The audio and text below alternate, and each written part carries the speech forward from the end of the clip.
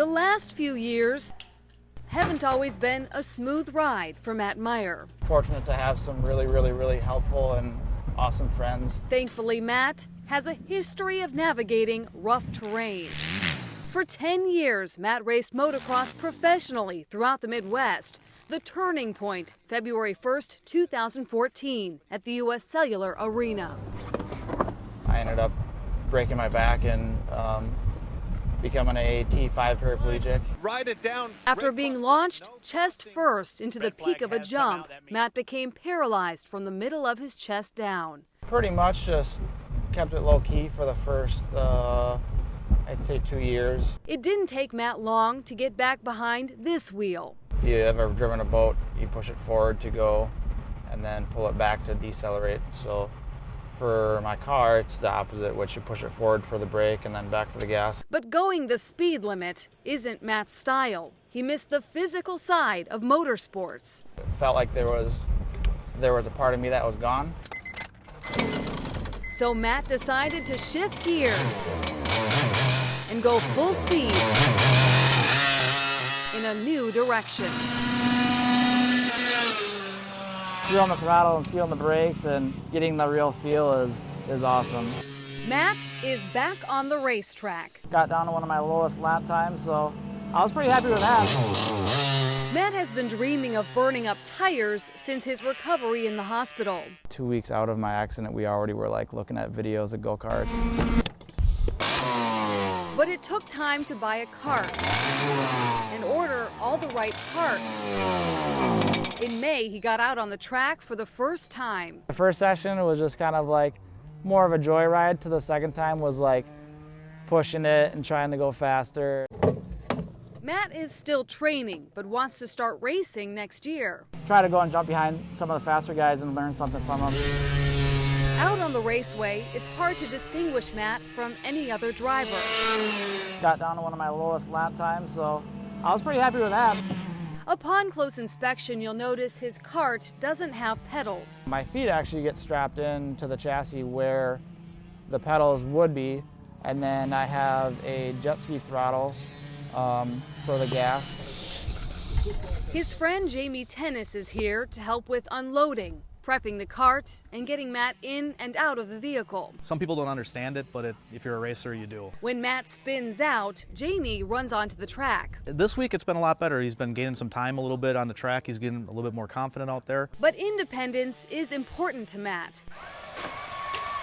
Last year, he allowed Fox 6 to watch him test a rewalk at Frederick Hospital, a robotic exoskeleton that powered motion in his knees and hips. Matt's insurance ultimately wouldn't cover the device, so these days he's practicing walking with braces and a walker. That's better. It's really good workout.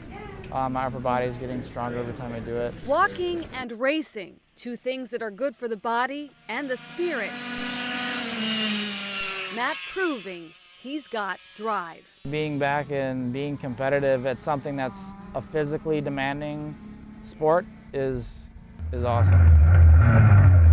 With photojournalist Justin DuBois, Jenna Sachs, Fox 6 News.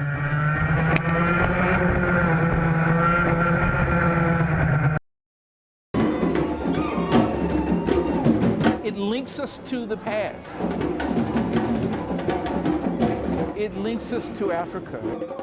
This holiday gives us an opportunity to affirm our existence, who we are as a people.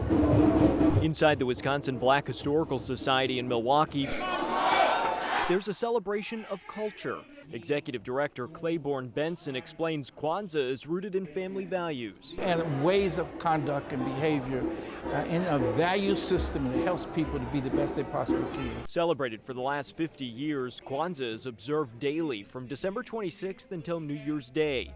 Each day is dedicated to one of Kwanzaa's principles: unity, self-determination, collective work and responsibility, cooperative economics, purpose, creativity, and faith. Our dance instructor tells us not to look at the ground, and I got a habit of looking at the ground. 15-year-old Jaya Douglas is participating in the opening ceremony. The children of the Nefertari African dance group perform first, followed by older students like Douglas. It's developing one life stage to another. And while there are prayers for loved ones lost during 2016, to my great niece, Zaletta Jenkins, 10 years old, that was murdered. there's also a determination to look toward tomorrow while honoring the legacy of the past. Don't be scared to try new things or learn about new cultures and stuff.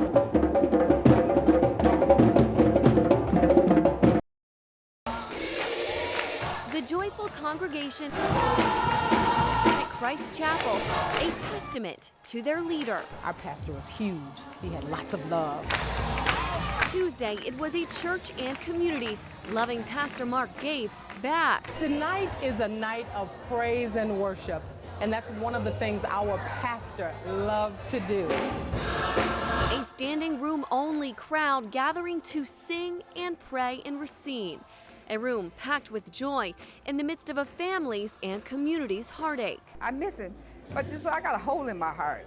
And I told myself that hole in my heart was going to be that smile he had carried on his face. Gates was a pastor here. He also worked as a sanitation worker for the city. He was killed nearly 2 weeks ago while collecting recyclables when a car crashed into the back of his garbage truck. I still can't put it into words and what that day was like for me. Gates' mother telling me she spent a lot of time with her son over the past couple months. He would tell me from time to time, Mom, everything gonna be all right.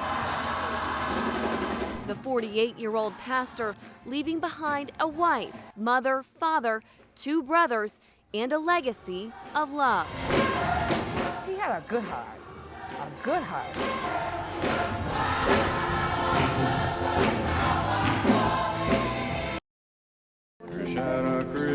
Reach forward with your hands. Stretch out. I figured what a better way to spend a Sunday Take a deep breath. than doing yoga with a cat.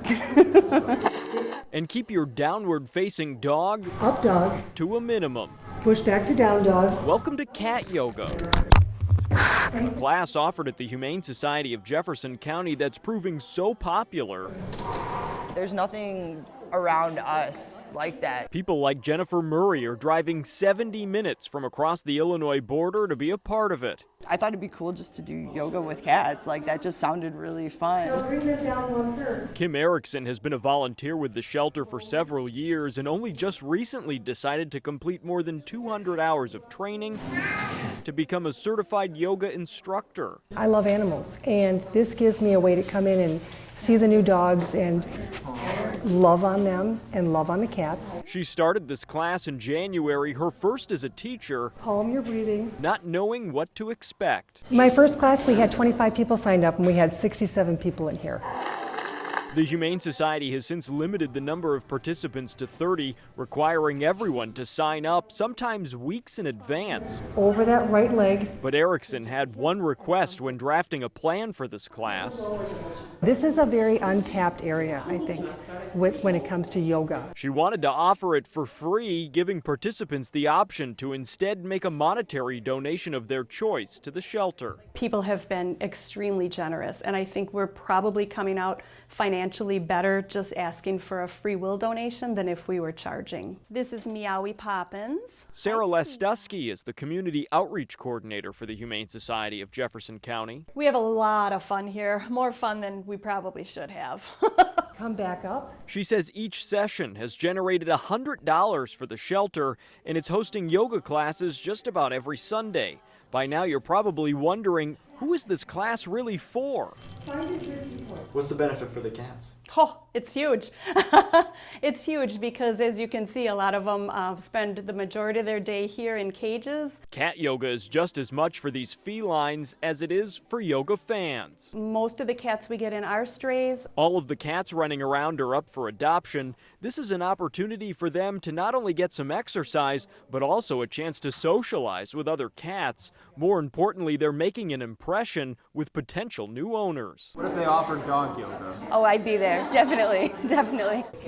And at this shelter, one of the oldest in the state, there's plenty of love to give. Sam, what you barking about? Jefferson County sees nearly 1,000 animals pass through its doors each year. You're such a good girl. All looking for homes, all with something to offer. It's been proven that owning a pet, not even necessarily a cat, but I think just a pet in general lowers blood pressure. They have a calming effect on people. And maybe these yogis will put their paws on a new friend.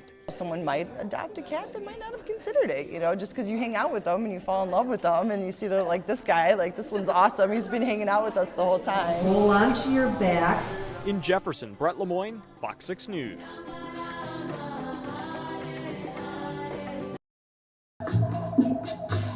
When you walk into Lucky Joe's Tiki Room, it's an escape. It's like stepping into another time. A little bit dark, a little bit mysterious. The bar prides itself on ambiance and atmosphere. From the bamboo to the pufferfish lights, it's an experience you can't get walking into just any other bar. And it's heightened by a long list of exotic drinks. A lot of the drinks are based on classic tiki cocktails. But making those cocktails has become a bit more difficult.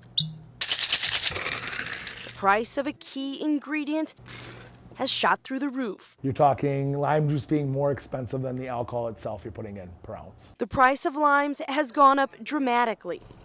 The bar owner is paying more than $100 for a gallon of juiced limes. The prices keep rising and there's no sign of it stopping anytime soon. It still could get even a little higher. Lime prices have gone up 600% in about 4 months. So I've never seen anything like that. At Pete's Fruit Market, they've watched the prices climb. A bad frost coupled by a small crop has caused problems. They're producing about half of what they usually produce in Mexico. Reports say the drug cartel has started hijacking that limited supply. You hear all these rumors and stories and you don't know which one's true, so you kind of just got to smile and laugh your way through it. No matter the reason. For now, at Lucky Joe's, the drinks will continue to be made at the same price. We're kind of trying to find that happy medium, that in between we can still survive and not take too hard of a financial hit, but still give a quality product.